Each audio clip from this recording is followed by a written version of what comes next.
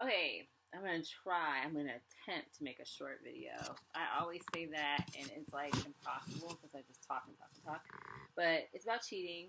The basic bottom line is if somebody can cheat on you, there is no bigger red neon flashing sign in the world to tell you that this person is not for you, and that's really at the heart of it. Trying to adjust this light a little bit. So it doesn't make me look like completely washed out. But yeah, that's pretty much it. And it's hard to accept because we grow attached to people, we love them, we're with them. All of a sudden, it's like, how could this person betray me?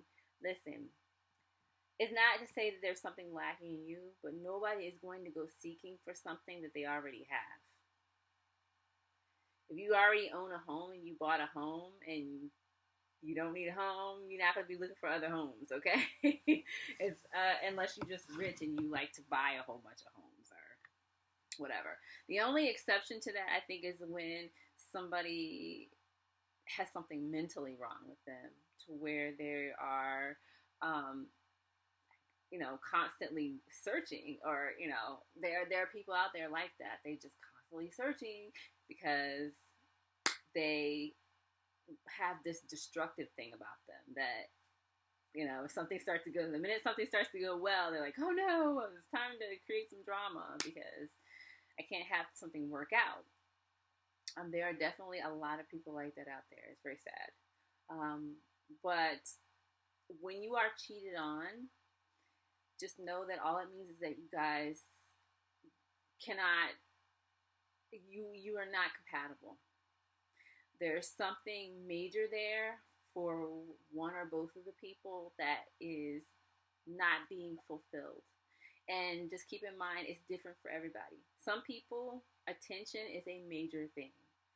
To most of us, it's like, you know what, grow up.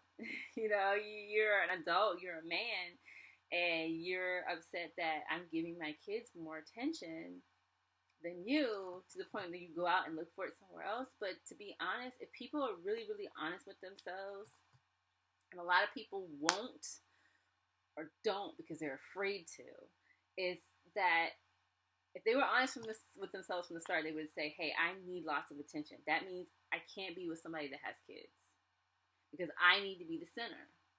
You have two choices. You either have to go through some kind of therapy and figure out why that is and try to correct it, or be with somebody with no kids and someone who does not plan to have kids.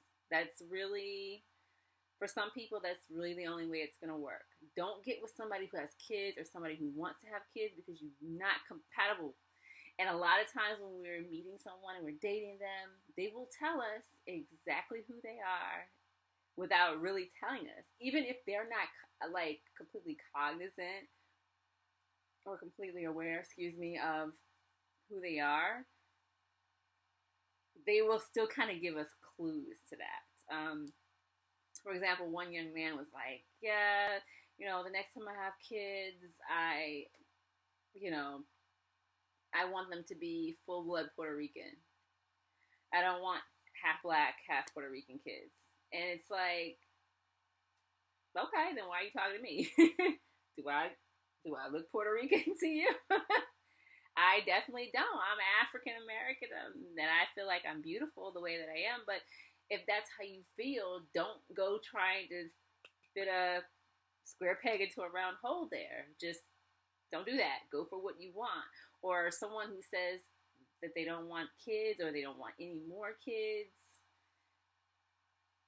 don't get with somebody with kids. I mean, but I think what happens is people meet people and they're like, oh, I really like this person. I gotta make it happen with this person. I'm gonna force it. I'm gonna shoehorn myself into this situation. I'm gonna force it to work. And in that way, I think some people, they kind of play in God a little bit. But the funny thing about who we are and the truth of who we are is that you can't tamp it down forever.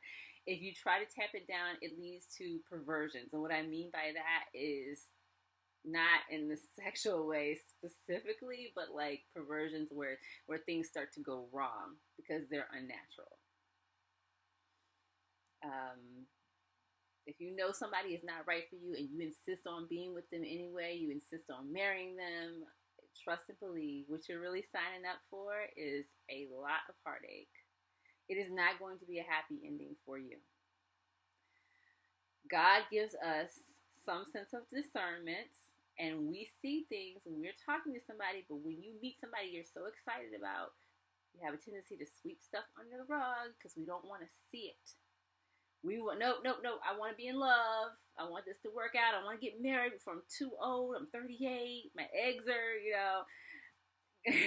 I'm losing eggs by the month, and I don't, I'm losing my opportunities here. So we feel like we're gonna force some stuff to happen, and that's the times that it ends up blowing up in our face. Don't do that.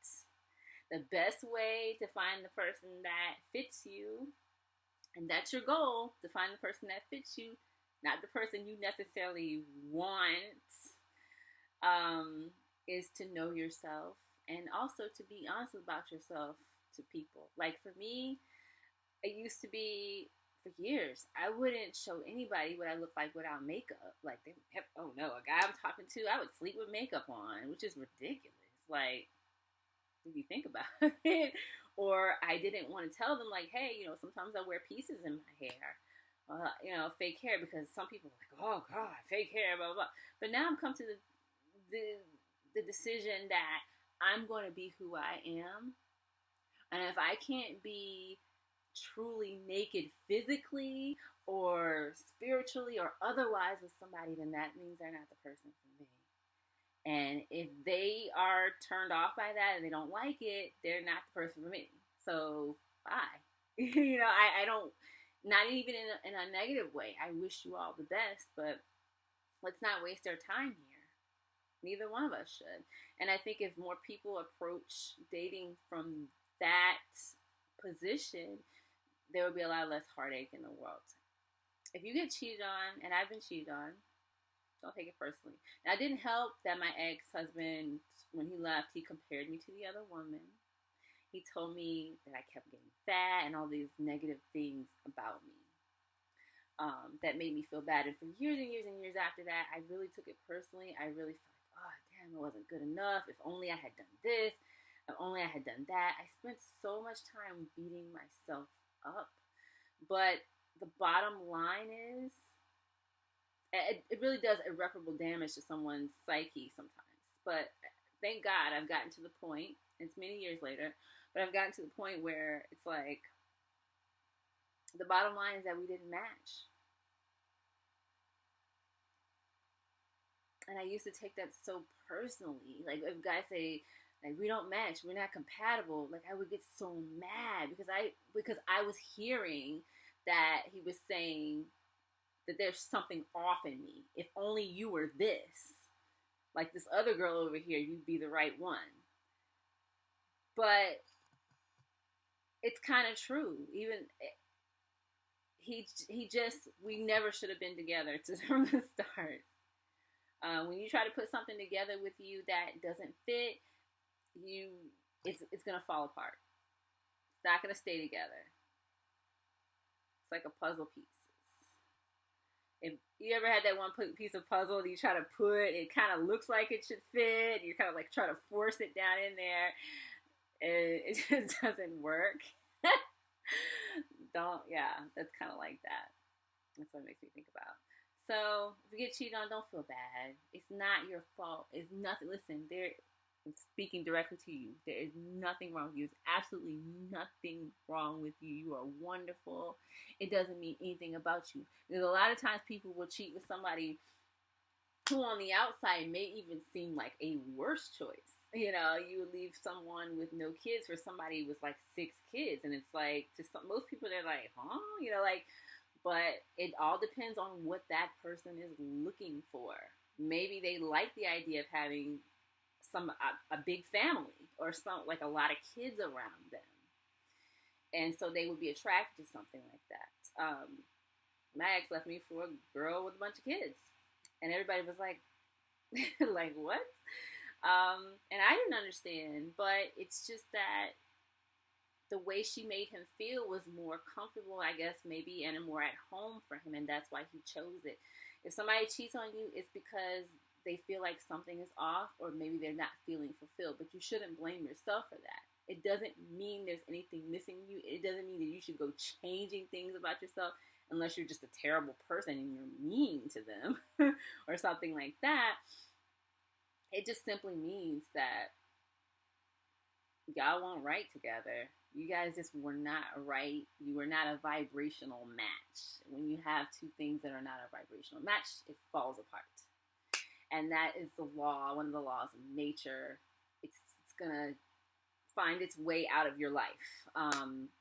When you get something in your eye, something foreign in your eye that does not belong there, what happens? Your eye starts to tear up. And it's because your eye is trying to wash that thing out of your eye. Okay? Because it doesn't belong in there. And life is the same way. When you start to have problems with somebody, and you just have problems, they cheating, they're not acting right, that's life trying to wash that person out of your, just trying to wash it out of your existence. And you can either struggle and resist and wear yourself out and break your heart continuously doing so, or you can go with the flow and let what nature intended be. It's hard to be alone, especially after you've been with somebody for so long and you're used to them and you're attached to them. But try to think of it like this. Once you've washed out the inappropriate thing, you open the path for the appropriate things to come to you. And the blessings will flow. But as long as you're holding on to that crap, like in Forrest Gump, when he went off on the shrimping boat and he pulled up all those toilet seats and other crap like that, as long as you hold on to that crap, you can't reach for something. You can't pull in something else or attract something better. So that's all I'm going to say. I'm already over 12 minutes. But thanks for listening if you made it this far. And I hope this helps somebody. And I wish you all the best of luck and love. And thanks for watching. Bye.